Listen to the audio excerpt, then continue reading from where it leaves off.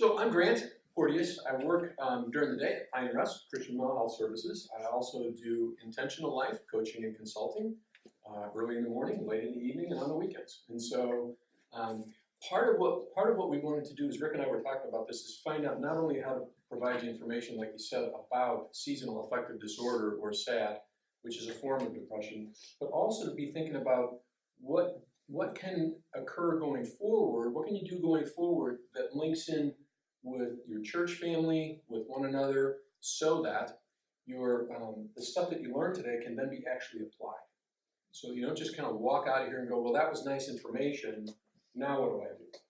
And so Rick is going to be talking at the end of the presentation today, or at the end of our time together, about some of the things that are going on that you can plug into and that hopefully help you start to beat back some of the seasonal affective disorder symptoms. And so let's just jump right in. I do want to say, if you have questions that absolutely positively can't wait, or if you're like me and you know you'll forget by the time our time together is finished, then feel free, just raise your hand and we'll try to get into those. Otherwise, my plan is, towards the end, we'll leave about 10-15 minutes or so to get into any questions that you might have. I also want to make sure that you don't look up here as the only source for information, because I know that an awful lot of people have wrestled with their own ways of managing and dealing with seasonal affective disorder or anxiety or depression or whatever. And so think of yourselves as a part of the resource that this morning is supposed to be about. Okay? So let's just jump right in. What is SAD and the symptoms of it? So let's look at, first of all, what SAD is. It is a type of depression. It can look an awful lot like other forms of depression, but seasonal affective disorder is very much so a type of depression. It has typically most or all of the symptoms that you would see in a general depression. Either there's a variety of kinds. There's a dysthymic disorder, and dysthymia is just kind of a general downness, kind of a sadness, and sort of down more days than not most of the time. And with dysthymic disorder, it can be kind of hard to function like it is with major depression, but with dysthymic disorder, I'm still generally able to function. Major depression would be a form of depression that is, it has most or all of the symptoms of depressive disorder, but it typically gets to the point where at some point during the course of that, I can't get out of bed. I can't go to work. I'm so affected that in my home life, in my work life, in my relationships with my kids, my marriage, whatever it might be, I'm just not even functional. These are the kinds of pictures that you see that the pharmaceutical companies use on television. Somebody's sitting on the couch with a blanket pulled over their head, or somebody's laying in bed and they can't get out of bed, or you just kind of sit and stare out the window because you don't have the energy or to do anything else. So that would be a major depression, and seasonal affective disorder is generally not to that degree. But it can look like that, and it can at times certainly feel about like that. Seasonal affective disorder, as the name implies, starts and ends with a season. Most of the time, and most commonly we think about seasonal affective disorder associated with winter months. So I'll generally become sad or down or blue starting in fall, and by the time winter rolls around and it looks like this outside, I'm starting to feel worse and worse. Generally, then, it lifts. Come springtime, it begins to alleviate, and people begin to get more energy back, and they start to feel a little bit better. The mood begins to perk up, and it's, the sun's coming, spring's coming, whatever that might be. There's a lesser discussed type of seasonal affective disorder, and that occurs for some people beginning in about spring. And they actually experience their depression during the summer months. Again, it's far less common, but for whatever reason, some people wind up getting that same sort of mix of symptoms. They'll be fine all winter, but come spring and into summer, they become depressed and down. That really feels badly if that's something that you or someone you know wrestle with, because it feels like I should be feeling better. I ought to be doing well now. And when you're not, it really feels like, man, there's something wrong. The thing about seasonal affective disorder that you know it's seasonal affective disorder that basket of symptoms that tends to occur with a given season is that it comes and then it goes. If it doesn't go, it's not seasonal affective. And by the way, just to, as I'm thinking about the name of this thing, seasonal obviously comes and goes with the season, but affective is just talking about your mood. How, your affect or your mood. And then, like all of these things that are named by the folks who concoct all of the diagnoses in what they call the Diagnostic and Statistic Manual, they call it a disorder. It's kind of like ADD. For me, that's like a basket of symptoms that has this set of characteristics, and it affects certain people more than others. So whether you think about this as a basket of symptoms or a disorder, if you experience this stuff like that seasonally, then call it what you will, that's likely what you're dealing with. Now let's take a look at, on the next page, what are the symptoms.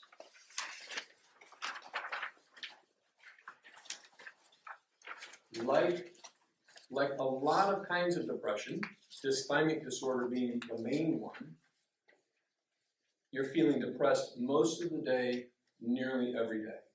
And again, don't think about depressed as I'm so down that I can't function, I can't get out of bed, I can't cook, I can't take care of the things that I need to take care of. Depressed and down can just be kind of down, flat, low energy, moody, irritable. There's a wide range of symptoms that can describe depressed. But it would generally be more days than not, so most of the time, if it's a seasonal affective kind of disorder. The hopelessness or helplessness that accompanies depression is also not it doesn't necessarily have to be so, oh, I'm just hopeless. It's not a dramatic kind of hopeless necessarily. It's just is this ever going to end? This is never going to end. This just isn't going to get any better. Now, that would be true even if you've been through this before and you know that come spring you are going to feel that. Even if you can see the light at the end of the tunnel, in that day, in that moment, it might feel just like this is never going to change. So that's what I'm talking about when I talk about that kind of hopelessness. I'm not talking about the kind of hopelessness that it's the end. It's just that this stinks. There is generally a low or noticeably decreased amount of energy that a person will experience. Sometimes that's related to the fact that there's also a sleep problem that's involved. People are either sleeping too much, which can mess with your energy because it can mess with your sleep rhythm, or they sleep too little. Sometimes, now again, for me, it's hard to tell how much of this might be seasonal affective and how much of this might just be at 50-something. I'm noticing that I don't sleep like I used to. And so how much of that is one and how much of that is the other, that's a call that you're going to have to make. But seasonal affective disorder often comes with a decreased amount of energy. And people complain about not having the energy to get through the day. And keep in mind, all of these things tend to snowball and work together. So if I'm not sleeping well and I have decreased energy, but I don't have most of these other symptoms, I'm just tired because I'm not sleeping. That just means I'm getting older. On the other hand, if I'm tired and feeling kind of hopeless about this whole situation, and I'm depressed most of the time, and so on and so forth, we might be talking about something more than just problems with sleeping. A loss of pleasure or interest in things that you would normally find pleasurable or interesting, maybe your friends are just kind of like, you don't have the energy to talk to them. You don't feel like going out with your friends. You lose interest in going to the movies or things that you might normally take interest in. It could be that maybe at some point, you used to like to go snowshoeing and now all of a sudden you don't have the energy to put your boots on. So a loss of interest and pleasure in things would be another indicator of a form of depression. Like I mentioned a minute ago, trouble with sleep, either too much or too little, is oftentimes associated with depression. Some of the reasons for that, as we talk about that, can be chemicals within your physical system. Your melatonin, for example, is one that a lot of times associated with sleep, science believes, is affected by depression or by seasonal affective disorder. And so if you start to have imbalances in things like your melatonin, then that can begin to affect your sleep cycle. Messing with the time. All of a sudden we changed the clocks. We did that. Our bodies don't know that it's now +1 or +1. And so the days get shorter, our sleep cycles kind of change naturally with that. But a lot of times, depending on what it is that we do for a living or what we're expected to do in the mornings or in the evenings, it isn't conducive to good and natural rest. And so that can mess with things like melatonin. It can also mess with a neurotransmitter called serotonin. And serotonin imbalances, quote unquote, are oftentimes associated with depression. That's one of the things that people will talk about with depression and chemical imbalances and trying to target a medication to affect changes in those imbalances. That's something that you would definitely want to talk to your doctor about, whether or not he or she thinks that that's a good idea, to try to address that problem with a medication that's addressing one of those neurotransmitters or another chemical in your body. But a lot of people will take melatonin as a supplement, if you will, to try to help offset the effects of the changes in daylight that we get, especially in northern climates, and in the changes that your body is experiencing as it adjusts to this whole different light schedule. Changes in appetite or weight can be another indicator that somebody is dealing with depression. One of the reasons, of course, with appetite is that, or weight, is that one of the things that people tend to crave, the research suggests, is carbohydrates and sugar. And so carbs and sugar, comfort foods, if you will, an increase in carbs and sugar goes with an increase in weight. You couple an increase in carbs and sugar with a decrease in interest in pleasurable activities like getting out, doing stuff, and moving around. I'm not taking care of the things that I normally would take care of. And one thing leads to the next, and my decreased activity and my increased carb and sugar intake is going to affect my weight. It will also affect your energy level. And that's another connection that it's really important to make when you think about, and as we talk in a little while about what do we do about this. But just keep in mind, as I increase my intake of comfort foods, I'm going to start to experience a decrease in energy. As sugar, and especially a lot of the processed foods that we eat, are really, really hard on our body and on our body's ability to store and process energy in healthy ways. And again, like the next point talks about feeling sluggish or agitated and irritable is a pretty common feature of seasonal affective, and it's a pretty common occurrence along with an unhealthy diet. Because the more we eat sugar and simple carbohydrates, and the more sluggish we begin to feel, and the less active we get, the more irritability and sometimes an agitation that goes with that seems to settle in. Some people describe a heaviness in their arms and legs, and your limbs just kind of feel like they're leaden. And that goes with that whole, I don't feel like doing anything because I feel like I can't do anything. But a lot of that, some people would argue, comes from inactivity leads to feeling sluggish and thick, and then feeling sluggish and thick compounds the inactivity and my not feeling like doing anything.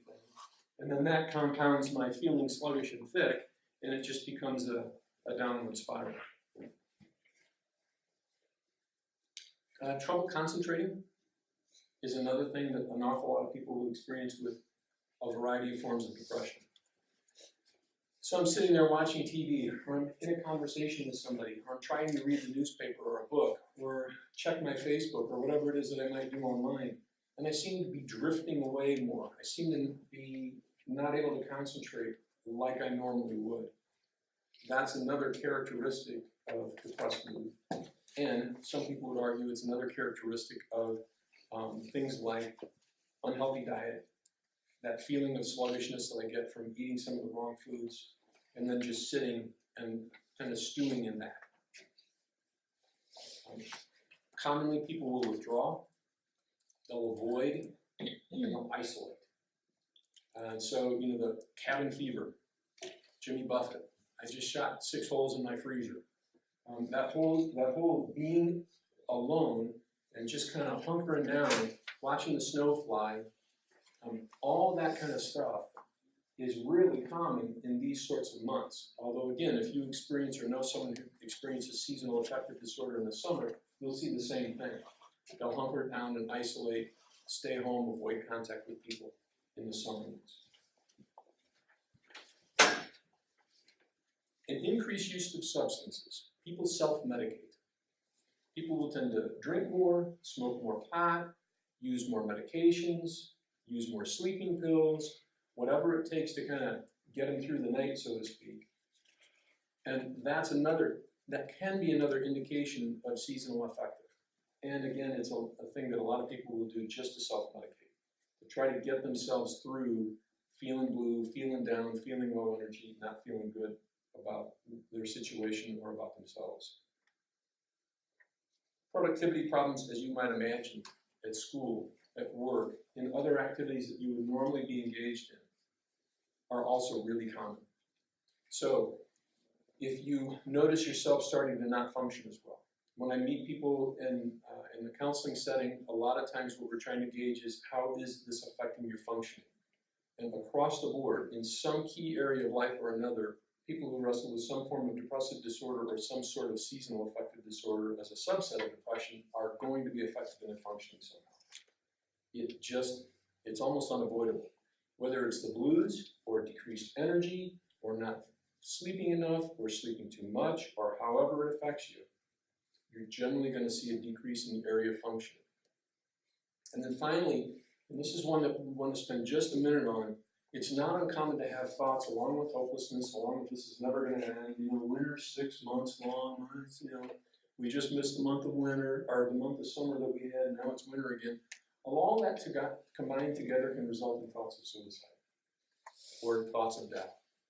And suicidal thinking, thoughts of death are not uncommon, especially associated with depression. And one of the things I want to encourage you to think about is that if you think that somebody is depressed, someone that you know, love, and care about, or someone that is just kind of in your world, maybe they're in a small group, a women's group, a men's group that you attend, maybe they're normally involved in some sort of activity and they've isolated themselves again this winter, or whatever the case might be. The research is really, really clear, folks. Don't be afraid to ask somebody straight up, have you ever thought about killing yourself? Now that can be a really uncomfortable question until you ask it 3 or 4 times. I used to, when I first started out as a counselor, go, did you ever think about hurting yourself? No, I don't think about hurting myself. Well, never think about self-harm? No, never think about self-harm. Then I saw this movie. I can't remember what it was, but in the beginning of the movie, it's this kind of smart alecky guy, and he's meeting with a psychiatrist. I don't know, I think he was a cop, and so she's the police department psychiatrist, and he's like, she goes, ever think about hurting yourself? No, never. Wouldn't hurt myself. Think about killing myself all the time. There's a difference. There's a difference, and here's one of the key differences. And all kidding aside, this is an important one to think about. So that when you're having a conversation with somebody, remember this. People who want to kill themselves want to get out of pain. Of course they're not going to hurt themselves. They already hurt. They want the hurt to stop. That's why they're thinking about suicide. So it makes perfect sense when you think about it like that. Now, because we're uncomfortable with the question, the whole idea, and this is sometimes especially true in church world, depending on where we come from, the whole idea of suicide is still kind of a big mystery.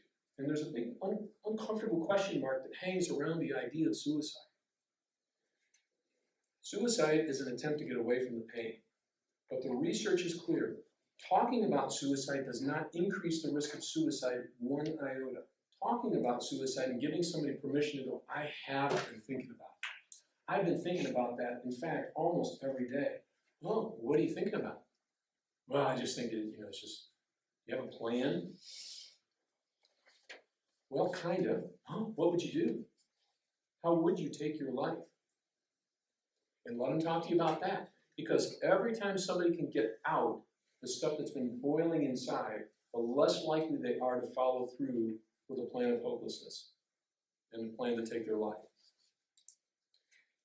People who commit suicide are generally looking for a permanent solution to what is almost always a temporary situation. don't hesitate to give them an opportunity to share what their hopelessness is and what that situation is, so that you can kind of help them think about, at the end of the conversation, I guess that is sort of a temporary situation. I guess it's true that winter doesn't really last forever. It just feels like it. I guess it's true that my kids are going to get their life back on track. I guess it's true that fill in the blank. So I wanted to pause on that a minute, because the subject of suicide, which unfortunately is combined with depressive disorders, and especially depressive disorders when substance abuse and self-medication is involved, are high. And so talking about suicide reduces the risk, it doesn't increase it. You won't be putting the idea in somebody's head. If you say, do you ever think about killing yourself? They're not going to go, oh boy, now there's a thought. That's a great idea. I never thought about killing myself before. That's not what's going to happen. They're either going to have already thought about it in the darkness of their own thoughts, or they won't have.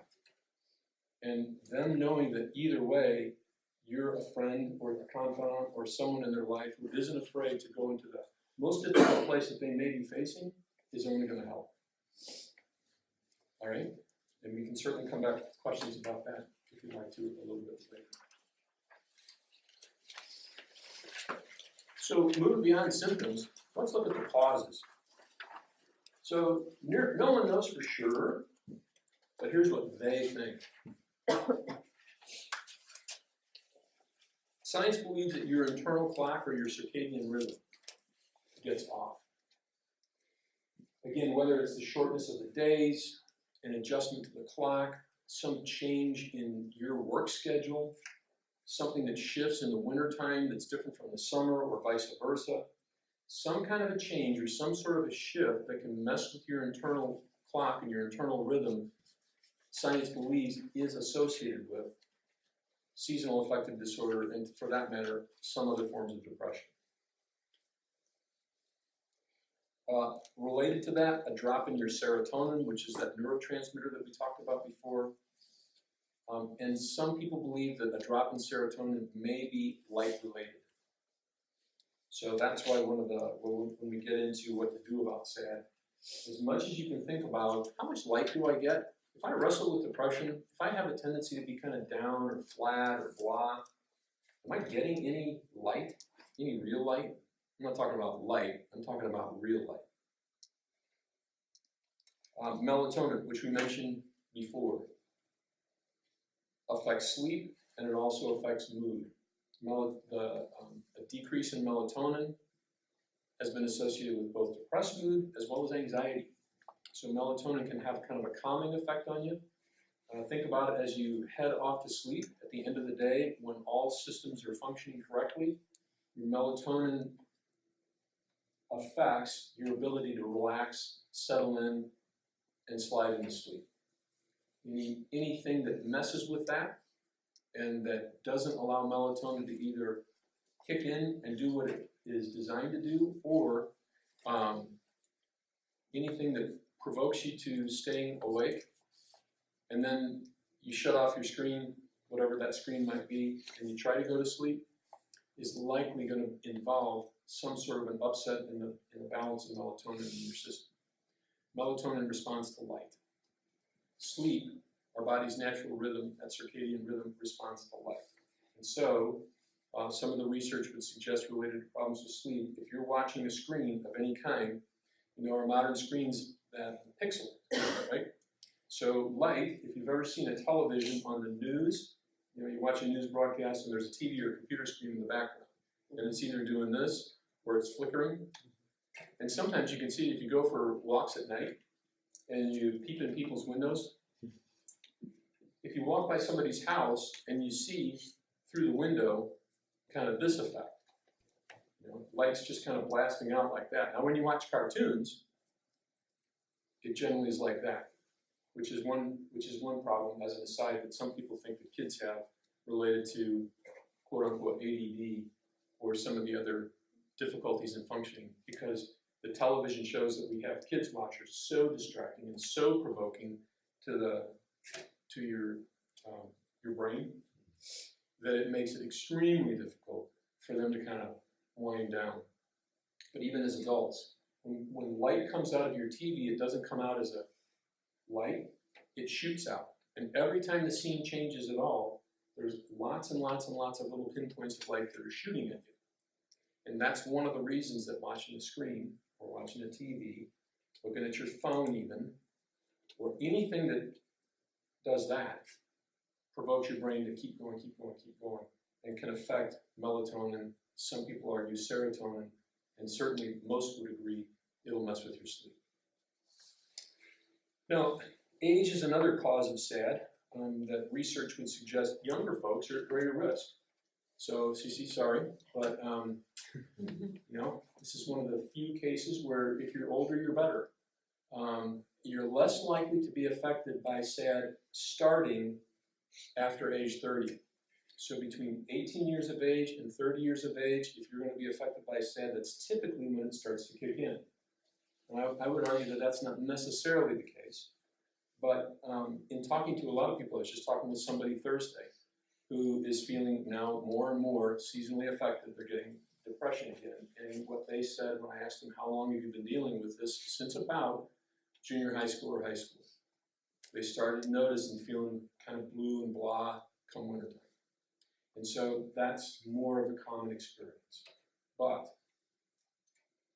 full disclosure, last winter was the first year that I kind of went, I think there's something wrong. It was colder than I wanted to be to go skiing.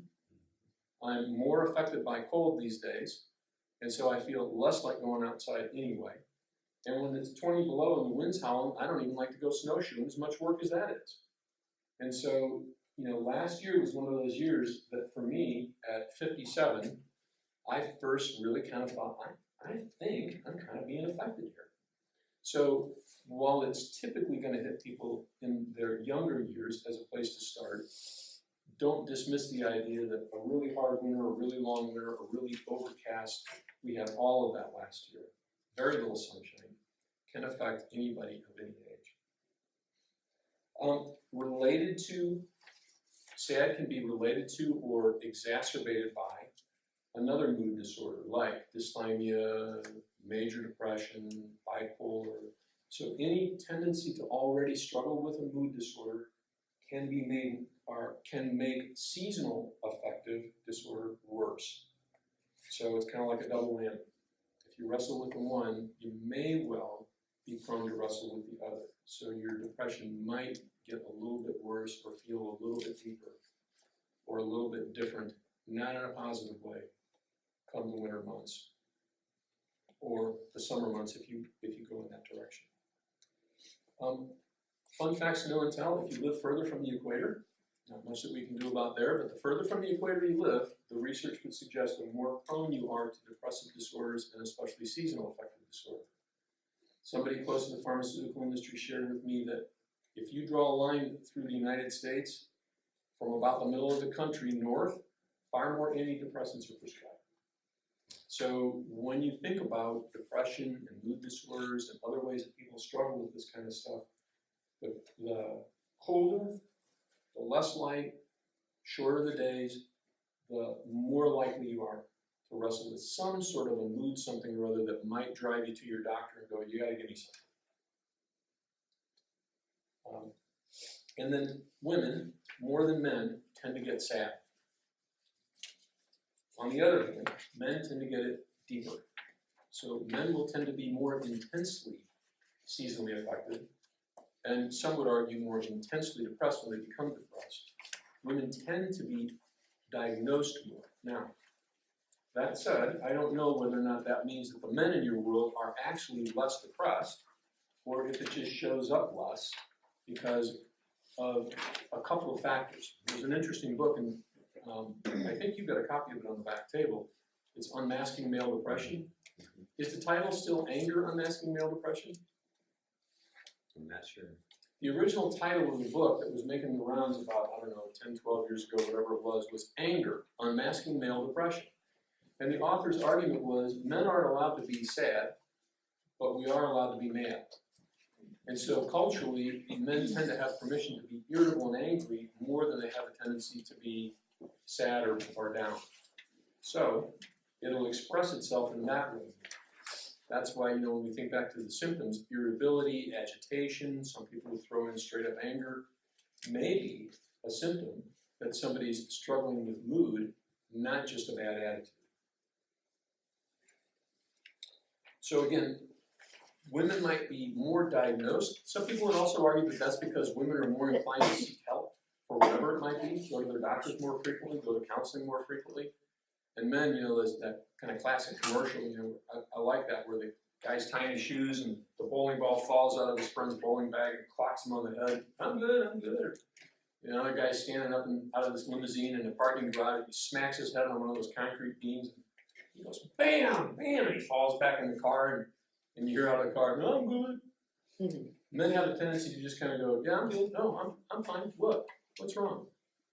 When I have people come to my office for depression or anxiety or whatever, and they fill out a patient visit questionnaire that tries to get a sense of where are you on a scale of depression or anxiety, men way, way more than my female clients will kind of just draw a big line down all the zeros. And then they'll sit there and they'll weep or cry, or they're obviously anxious and depressed or distressed in some fashion throughout the session. But when you look at this, when you look at their sheet, no, I'm good. How does this affect your function? Not at all. I'm fine. Why are we here?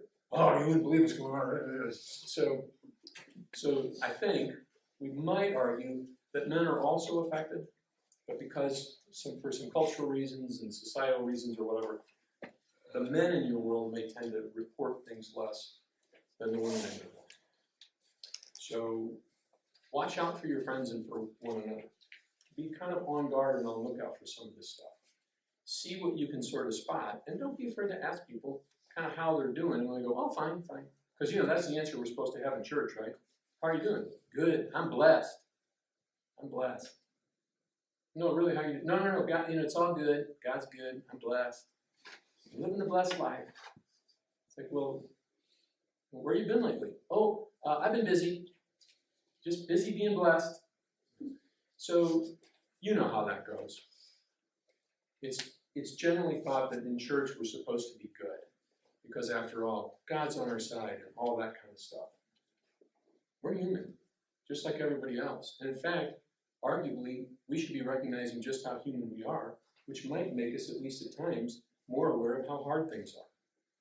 So, yes, being in the church is sometimes a blessing and a benefit that can help with things like getting through difficult times. And I would say probably should, but we all know that the reality is that we're just human. We struggle. We have troubles, problems, family issues, things at work. We get laid off. We have financial issues, health issues, and all the stuff that make us anxious and fearful and depressed. And so while our faith is a huge, huge benefit and gives us an advantage that arguably people who have no faith and nothing to lean back into at all don't necessarily enjoy, at the same time, it's not the instant panacea. It's not a magic pill. So pay attention to one another. Watch out for one another. Look for the people who might be struggling, or for the people who might be absent, missing in action. Reach out and look for them. And that's one of the things that Rick is going to talk about at the end of our time together. Those things that are going on here at Westside that you or others that you know can plug into. Right, so let's talk about some treatment options. Okay, so the number one best option for depression, and actually for anxiety, the single best medication, treatment, and anything else is exercise. Then the second best thing is like unto it, it's exercise. And then the third best thing that we have in our arsenal against depression and anxiety would be exercise. So if there's any question about what I would encourage any one of us to be doing, it's excellent. Excellent. My work here is done. I'm serious. One of the psychiatrists at Pine Rest just came back not too long ago from a symposium, and the whole thing was a psychiatrist who is shifting his practice and his work and his focus to what he's calling the Psychopharmacology of exercise. I think that's what it was entitled. In other words, the benefit of exercise, the research is piling up. Despite the pharmaceutical industry's best efforts to let you think otherwise, the evidence is piling up that exercise is the single best thing that you can do for yourself to ward off depression and anxiety. And in combination with healthy food choices, hands down, is the best long-term strategy to keep anxiety and depression from your door. Whatever would keep you from exercising, talk to your doctor about that. Whatever would keep you from engaging in activity, talk to your physician or your healthcare provider about that. Because those three things, exercise, exercise, and exercise, coupled with healthy diet, again, are going to be the most important things that we can do to keep our bodies healthy and functioning and on track. There's this notion that we're trying to overcome kind of in the behavioral health world especially, that because it happens above the neck, it's not a part of your body. Just because it happens above your neck does not make it not a part of your body. If it happens in your head, it's still a part of your body. Now, here's also fun facts to know about what happens in your head, and this is why diet is so important. Your gut and your gut health is more and more being understood to be more related to mood than any other single organ in your body. Way more than your brain. Several years ago, somebody told me, did you know that every chemical in your gut is in your head? I did not know that. Since then, research article after research article after research article, not only in this country, but especially around the world, where the emphasis is more and more shifting to what do we do to take care of ourselves more effectively and to stem the cost of healthcare in general. It's the things that go on in your gut where there are billions of bacteria that are either going to help you stay healthy or the absence of which will let you get sick. The diet, the things that you put in your body, which is why sugar is so hard on you, which is why simple carbohydrates are so hard on you, because your body doesn't know what to do with those things and it doesn't promote good gut health. And good gut health is vital to good mental health. So if you struggle with mood, if you struggle with anxiety, if you struggle with some of the more common forms of mood disorders, look carefully at how active am I and what am I putting in my body. Because the food that you eat and how you treat your body, and the best way to treat it is by some form of activity. Your bodies are made to move. We are designed for motion and movement. Those two things are probably the best things that you can do for yourself. Let's run through some others. Get out of there, wherever there is. Don't isolate, don't stay sequestered by yourself with your thoughts. Don't just sit and stare at the TV all day. If you can do anything to connect with people, get on the phone, Skype with somebody, but better, go out, have lunch, get out for breakfast. And the reason I would say get out for breakfast is this: when it comes to light, what the research on light therapy, which we'll get to in a minute, the research on light therapy suggests that the best time for people to use light therapy is within an hour of the natural inflection point where your body would begin to naturally wake on its own, and where the body temperature begins to rise. That's what happens for all of us when we start to wake up naturally. Within an hour of that time, to get a dose of light is the best time to get light or light therapy. So anything that you can do to kind of get out and get your day started, go shopping, hit the store, meet a friend earlier rather than at night. Those sorts of things are arguably going to be better for you because they're going to allow you to drink up more vitamin D and naturally absorb the things that you get from the sun. The dominant thing is vitamin D, according to the research that I've seen. Related to that, vitamin D, vitamin B, and vitamin C. The best sources of those are your diet. Beyond that, especially if you're on other medications, talk to your physician about supplements and which ones might be good and how much. There's a wide range of opinions out there about that. And so I'm not here to prescribe, but vitamin D, is highly associated with seasonal affective disorder or a deficiency in vitamin D. It's also just associated with health, anxiety, and depression. We don't get as much light as we used to. Our bodies are designed to have light, and when we don't get it, we don't like it. It's just like exercise. We become a very sedentary people. We drive everywhere. We don't walk much. We're not very active because we sit on our jobs, and we do that for work more and more rather than the active kinds of lifestyles that we used to have. Vitamin B can help with energy, and vitamin C can help your immune system. Getting sick, feeling run down can exacerbate depression and anxiety. Vitamin B, low levels of vitamin B are oftentimes associated with low energy. And so if you struggle with low energy, if you struggle with getting sick on a regular basis, talk to your doctor and have your levels checked. See where you're at. And talk to them about lifestyle. Get somebody to bounce that off of and have a healthcare provider, whether it's your doctor or a counselor or a chiropractor or an acupuncturist, whoever you rely on and help you to stay healthy. Whatever you're doing along those lines, make sure that you're talking about those sorts of things because your body needs the right nutrients. You might consider melatonin. Try it as a supplement. If you're having trouble sleeping especially, or if you're depressed and anxious, again, melatonin can have a calming effect. Again, one of the psychiatrists at work will suggest if you do use melatonin as a supplement, take it around dinner time. A lot of people think of melatonin as a sleeping pill. It's not. It works with your body's natural melatonin production better, the argument goes, if you take it around dinner time, because that's when most of us will start to kind of slow down through the day and head towards the evening and sleep. It's just not made as a sleeping pill. Talk to your doc or your healthcare provider about things aside from medications, like would he or she recommend that you try St. John wort or some of the other herbals that for the longest time were first-line defenses against depression or against anxiety or against some of the other things that people have wrestled with for a long time. Depression is not a brand new thing.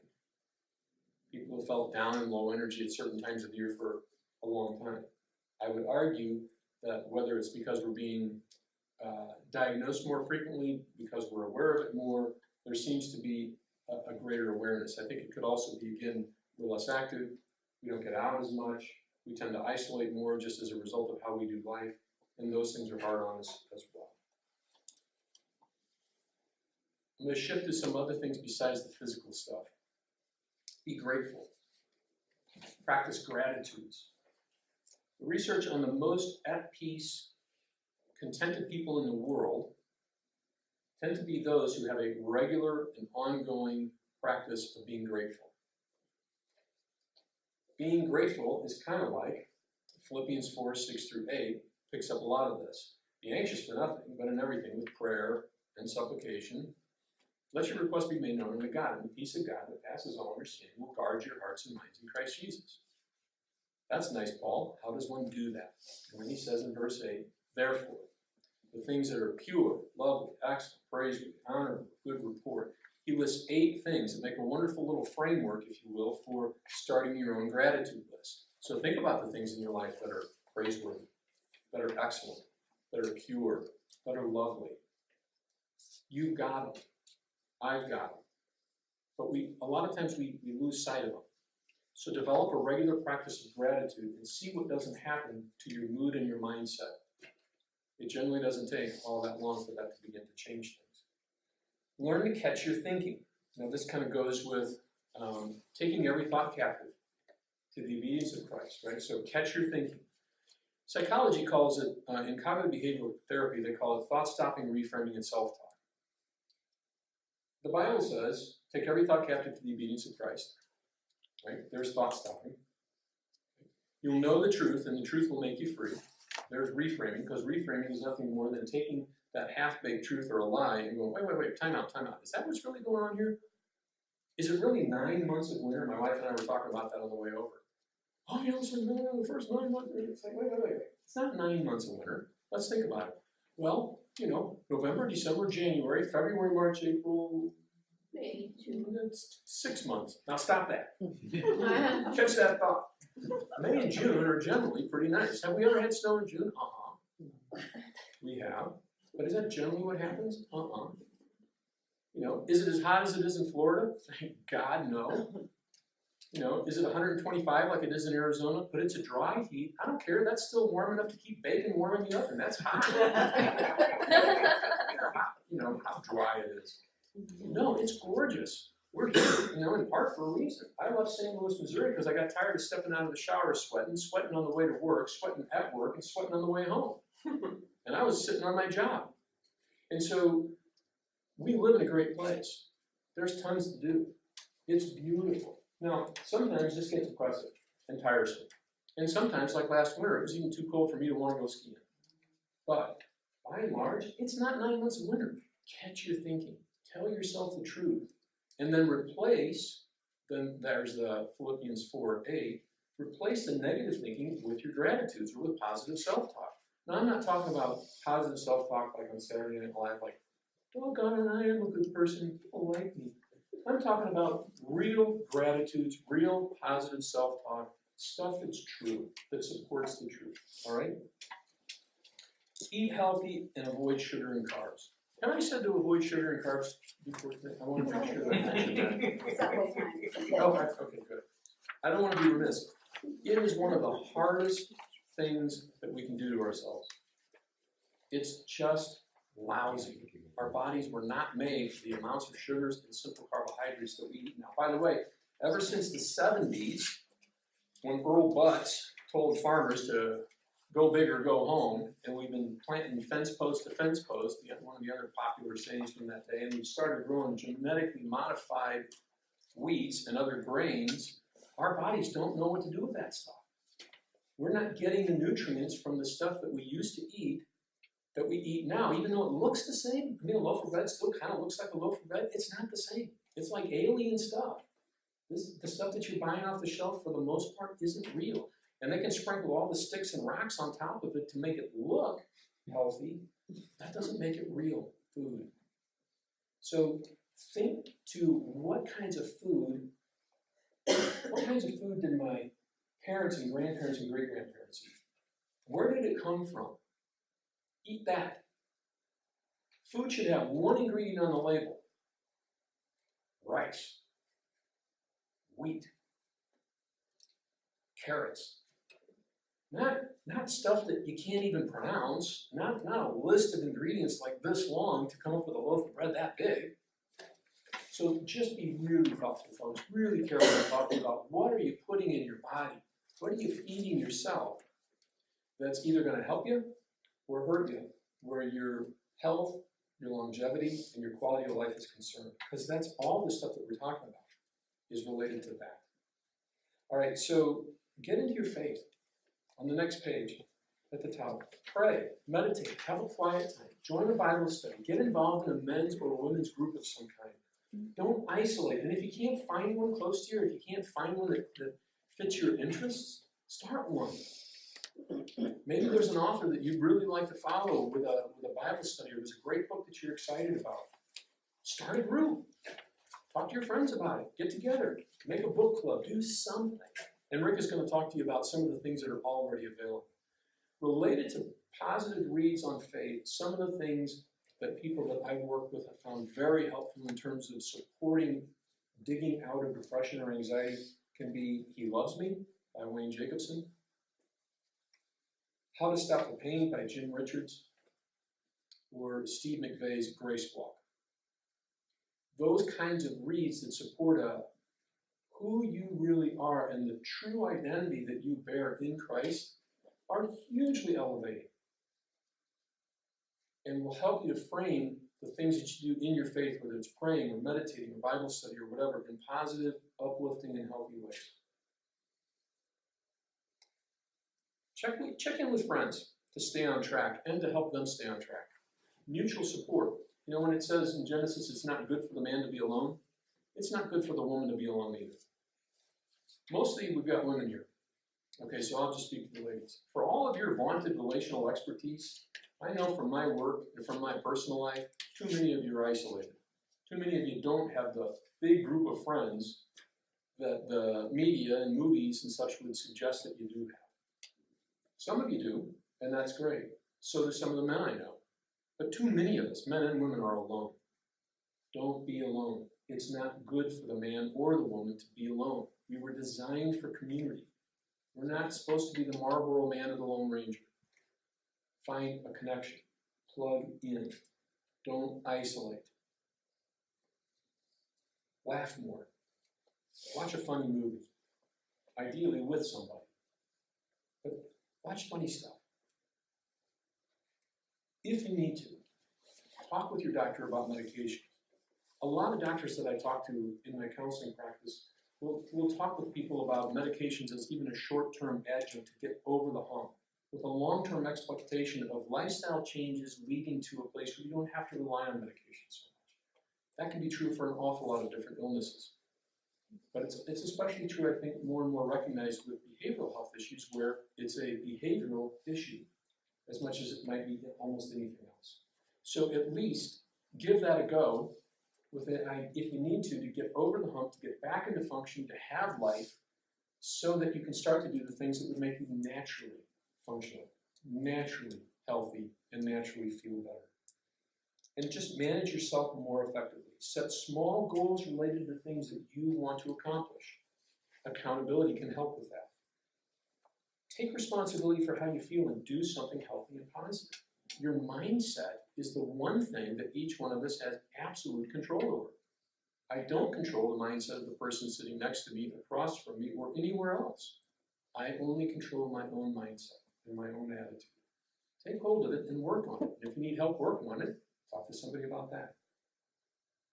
Make time for yourself and for loved ones. And you turn around at the end of the day and you look back and you go, gee, I wish we've all heard this. I wish I'd spent more time at work. I wish I'd spent more time under the car by myself. I wish I'd spent more time fill in the blank. No, you won't. If you don't already, you won't. But chances are, you may be thinking kind of legacy thoughts already. You may be thinking about planting trees that you know you're never going to sit in the shade of for your family or for your loved ones. Take care of yourself and be with those people that really matter, that you're really going to be able to seed into and do life with. Let the fruit of the Spirit express itself. Love, joy, peace, patience, kindness, goodness, gentleness, faithfulness, and self-control, those things Paul lists in Galatians.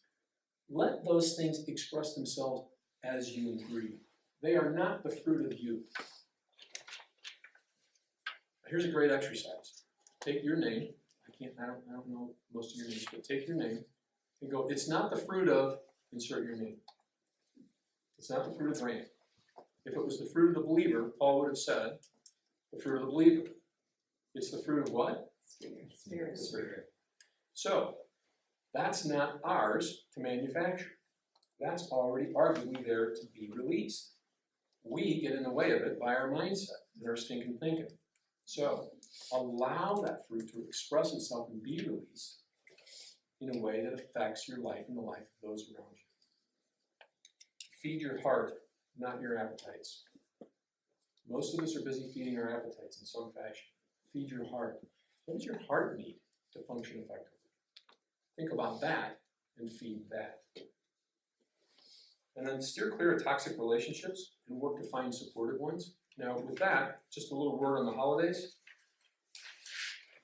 The holidays. Eldridge says that families like kryptonite to Superman. That can be true for a lot of us. So how do you survive the holidays? How do you survive family? The best thing that I can suggest, let go of your expectations or your rights for things to go the way that you think they should. And just love people best you can. This will be a reach for some of us. It's not a popular notion to let go of my rights. Jesus laid down all of his, and yet somehow or another we think that because he did that, we get to keep ours. This is a faulty notion. It's also not a very popular notion. But let go of your right to be right. Let go of your right to have things go the way that you think they should. Stop shoulding on yourself and everyone else.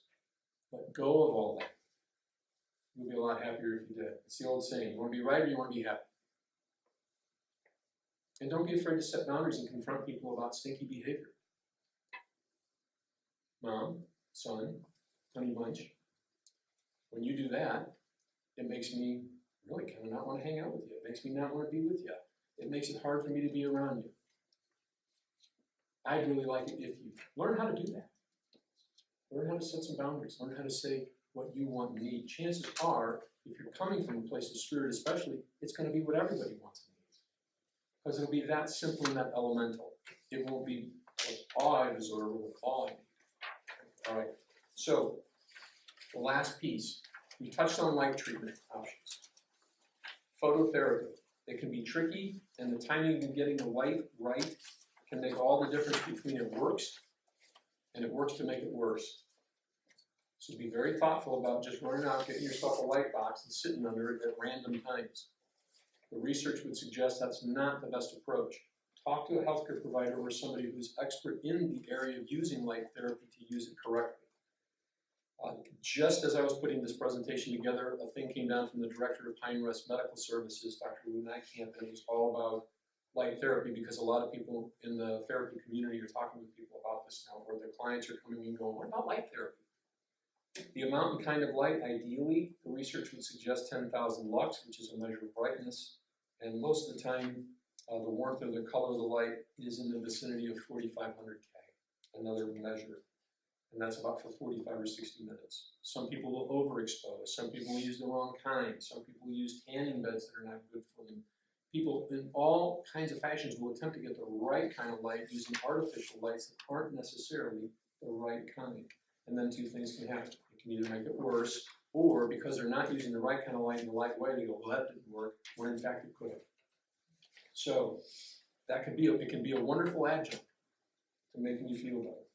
And again, the timing, like I talked about before, light cues from the environment, ideally closely based on that natural circadian rhythm, and that light therapy needs to be implemented at the right time in order for it to be effective and not counterproductive. Like you don't want to start doing light therapy right before you go to bed. You lie there all night.